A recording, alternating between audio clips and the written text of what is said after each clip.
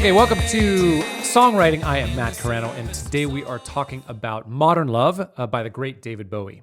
Now, first of all, I want to say I love David Bowie. I think you'd be hard-pressed to find a musician who is more at home in as many genres as David Bowie was. Of course, he was unafraid to experiment, but if you just think back to his career and all the different genres he was in, he did the psychedelic phase with Space Oddity and Starman. He did the late 90s electronic Earthling, sort of Lost Highway thing. He had the rock phase where he was doing Under Pressure with Queen or Young Americans or Fame. And then this like straight up sort of pop song phase that he had in the early 80s with the song Modern Love off of Let's Dance, which he produced with Nile Rodgers, Chic.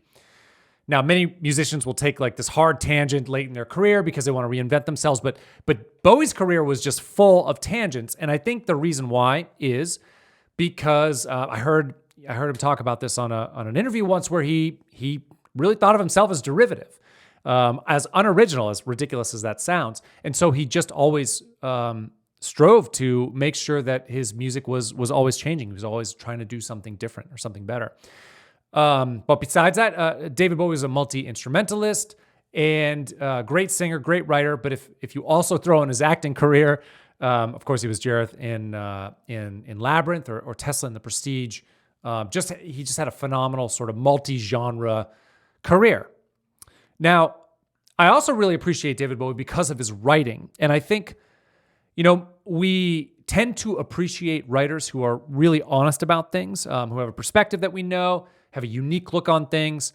But I think it goes a little beyond that with David Bowie. I think there's an acceptance to his writing that brings it to like another level, a little bit deeper.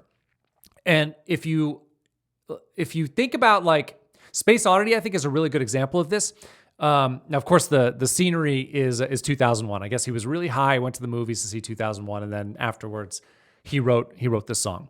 So the imagery is space, is that movie. That's the scenery for his story, but the song is really about loneliness. It's about how he felt after his girlfriend left him. Hermione Farthingale, I think is her name. He was heartbroken. He was lonely. But the deeper level is he accepts it. Like if you listen to the lyrics, after he says, "Tell my wife I love her very much," she knows. He knows he's not going to see her again. And then he says, "There's nothing I could do." There's acceptance there. Or Changes is about reinvention. He's like, he knows he's not who he wants to be. He turns to face himself. He's accepting of where he is, and he knows what needs to happen, and he's ready to face it. And I find that like from a writing standpoint, emotionally pretty brave to do. Okay, so let's catch up to today. To the time period that we're looking at today. So in the early 80s, Bowie already had a great career. He had 14 albums under his belt before Let's Dance. And I think he got like a lot of praise as an artist, but he really wanted to show that he could make a pop record too, and that he could write hits. So he enlisted Nile Rodgers. Probably know him from Chic and the song Good Times. They had a string of hits as well. But in Good Times is maybe the most recognizable guitar comp that's ever been played, and that's Nile Rodgers. That's this.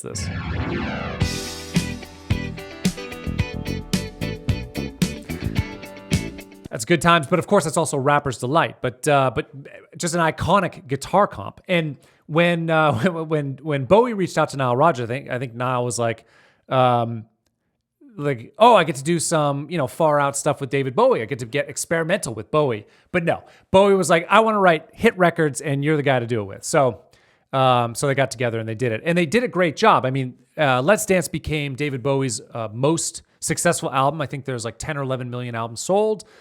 And at least 3 songs that charted. I know China Girl, Let's Dance, and Modern Love all charted.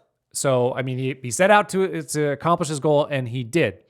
But unfortunately, he didn't look back at this time period very fondly either. I think, it's too bad maybe because it's got such an 80s sound to it, and he's kind of a sign of the times. As the times change, so does his music.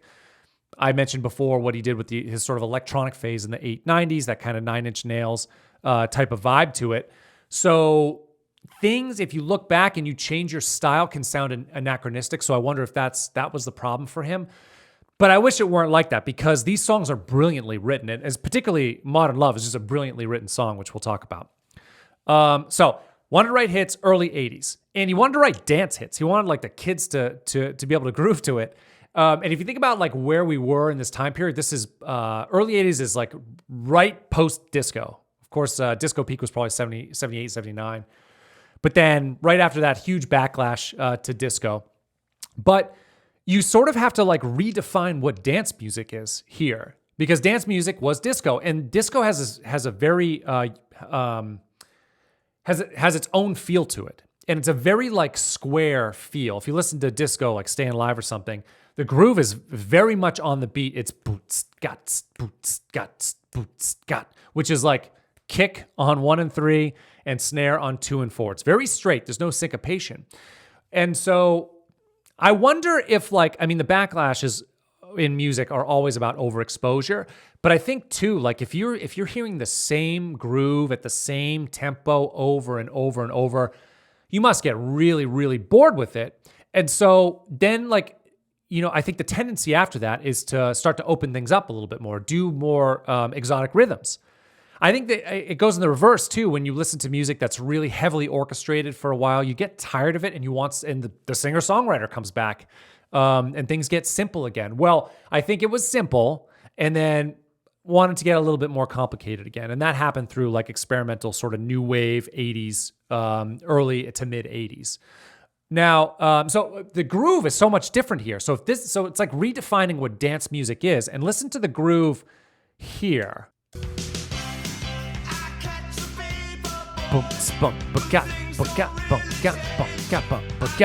It's a syncopated kick drum, so it's this boom ga bum ba ga ba ga bum ga, as opposed to the straight up bum ga bum ga bum ga bum ga. And the funny thing is, like, even though this song is slower than Staying Alive, because it has that syncopated kick, it gives it energy, and it actually makes it feel like a more upbeat, more fun song than disco songs tend to. It has this big impact.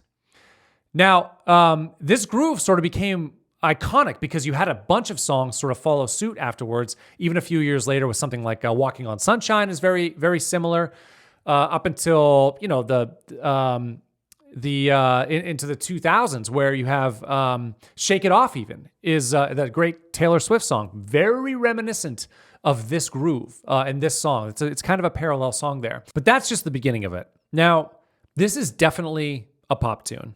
And it's very accessible for people. It's fun for people to listen to. It's a super fun song. So anybody is going to enjoy it. But the thing that makes this different than other pop songs is just the details in the writing.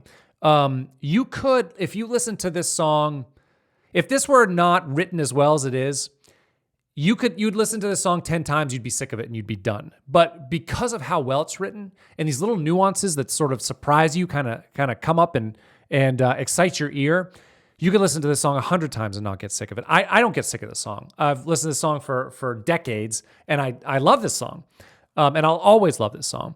So and that's really the difference between a good song and a great song, or a mediocre song and a great song, is the little details, the things that surprise you. And you get a surprise right off the bat. Listen to this guitar comp, Nile Rodgers, in the beginning. Now, the thing that strikes me about that is it's not in 4/4 time. Dance music is in 4/4 time. That's 4 beats in a measure. 1, 2, 3, 4. 1, 2, 3, 4. And we clap on 2 and 4. 1, 2, 3, 4. That you dance to music in 4/4 time. The only dance that you do in 3/4 time is like a waltz. Dum, dum, dum, dum. That's in 3.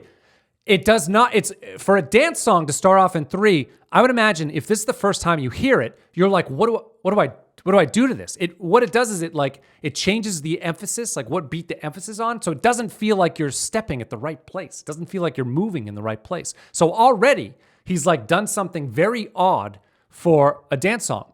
And it continues to where the drums kick in. Listen to this. 2, 3. 1, 2, 3. And then when the chords come in, it goes into 4. So that whole beginning section is odd for a dance song. It like takes you off guard a little bit. But not only that, there's something like really interesting when you break down that guitar comp in the beginning.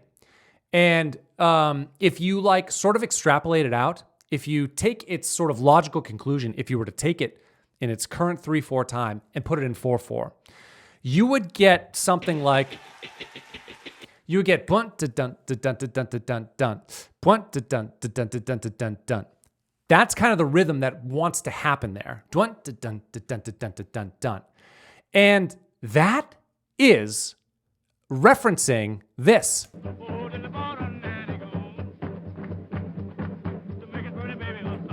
That's Bo Diddley. And later on, that same groove turns into something like this. Dump, dump, ba-dump, ba-dump, dump, dump, dump, ba-dump, ba-dump, dump. Bo Diddley, Candy, or a Magic Bus, same groove. Dump, da-dun, da-dun, da-dun, dun. So the first thing that David Bowie is doing, Bo Diddley is from, this is a hand jive. Is another, if you've seen Grease, there's a scene where they're dancing the hand jive, which is like, I don't know, something. But it's like, it's that vibe to it. And this is like, this is a throwback to early rock and roll. That Bo Diddley song was from the 50s. And so what David Bowie is doing here in this song about modern love, modern life, is he is giving you nostalgia to early rock and roll. He is quoting, right up the first thing that he does is he quotes early rock and roll music that his parents would know. It would be nostalgia, be throwback for his parents.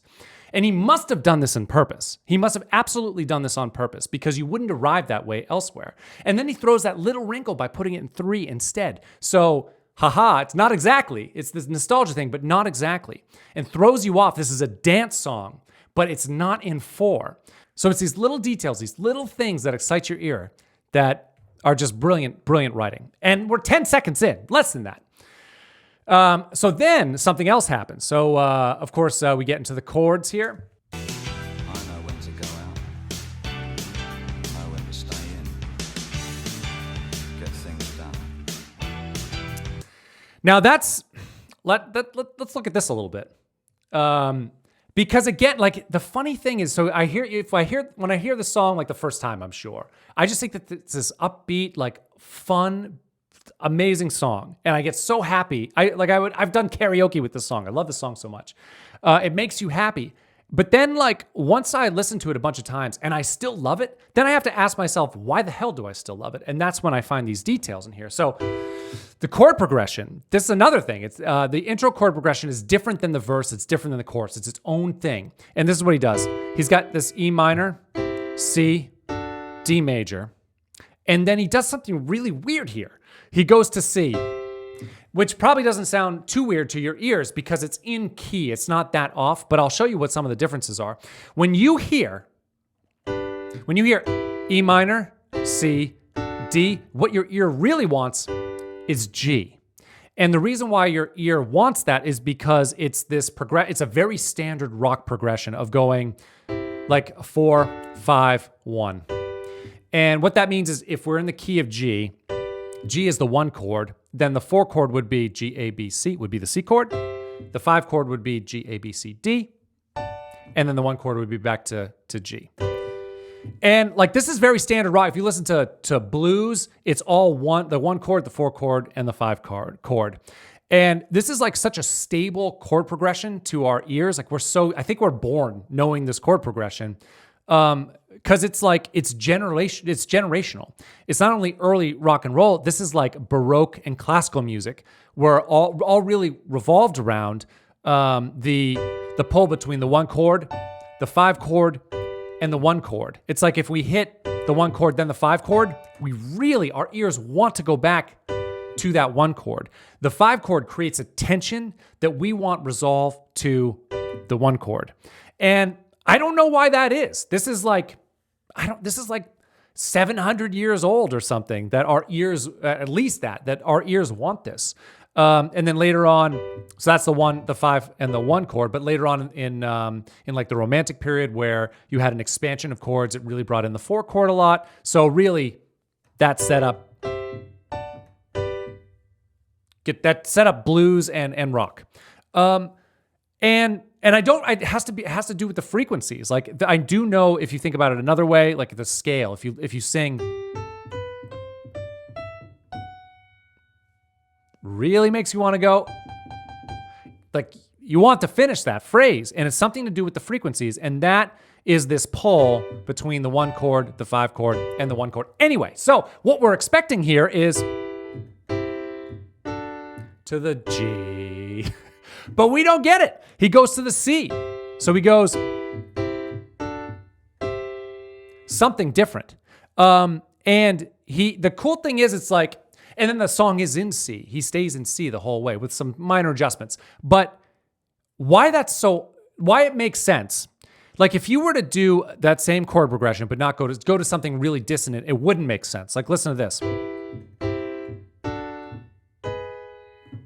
Like that sounds super jarring. Like you can't do that.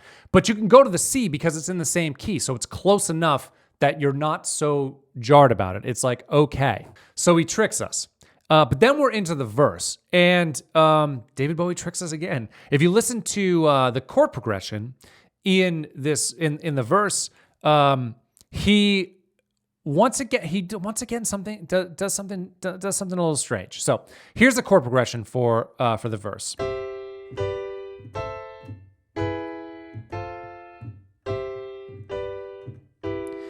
And now when I hear that, what sticks out to me is this chord. And the reason why it sticks out is it's E major, and we're in the key of C. And an E major's got a G sharp in it, and there's no G sharp in the key of C. There's only a G. So normally you would hear that minor, and it would sound like, that sounds right. That sounds off.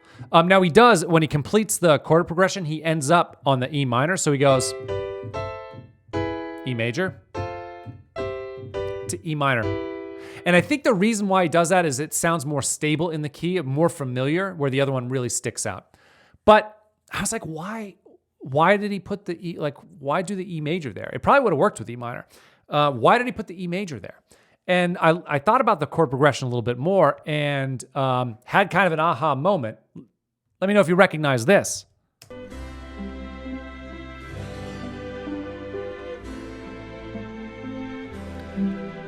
That, of course, is the canon. That's Pachelbel's canon. And it's the same progression, except Pachelbel's canon has the E minor. Has the E minor there. So, like, think about the brilliance of David Bowie. So he started off the song with like this nostalgic quote to the Bo Diddley stuff, the I Want Candy stuff. Well, that came later. The Bo Diddley stuff. And he like hearkening back to an earlier age, to his parents' generation, but he's singing about modern times and modern love. So once again, he takes something that is a throwback, Pachelbel's canon. I don't know when it was written, hundreds of years ago. Takes another nostalgia piece, and also not only that, what is Pachelbel's canon used for? It's used for weddings. He took the chord progression of the walk down music for weddings, and he put it in a song about modern love, but he didn't just quote it directly, he made it a little bit different, a little bit off with that E major. A little bit off. Super cool, smart writing. I love it. And then the other thing that happens here is if you listen to listen to the groove again with how he presents the chords. Not with Pachelbel's canon. Here.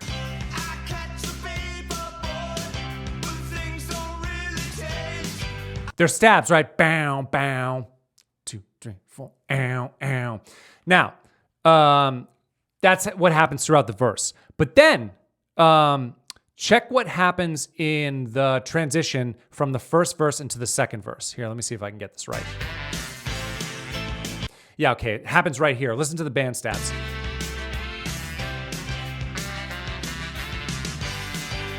Now here. 3 now, not 2. Hear it? Totally different. And now that's how he does the second verse. It's hits. He goes from a 2 to a 3 pattern with the hit. Ow, ow, to ow, ow, ow. And the cool thing about that is it elongates the phrase. It sort of slows it down.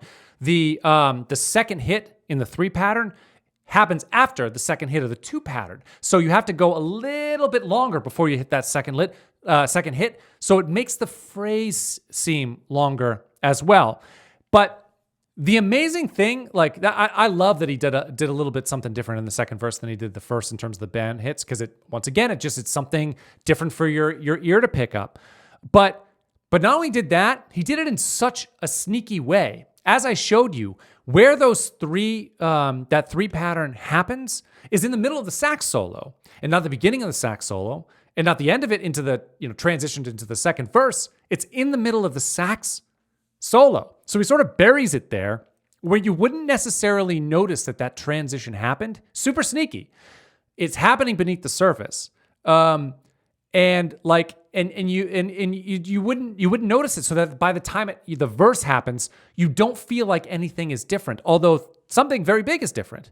And I just think it's so sneaky, and I wonder, like, if he wanted to make a statement with it, he would have started right on beat 1 of the second verse. But instead, it's like he didn't want you to notice. He wanted it to be behind, like somewhere beneath the surface, almost like he's saying, like, I wonder if he's talking about sort of life and how it like things change, but it's not all of a sudden. It's over the course of time. You look the same to yourself in the mirror until one day you're an old man or you're a middle-aged man and you don't relate to the younger generation anymore.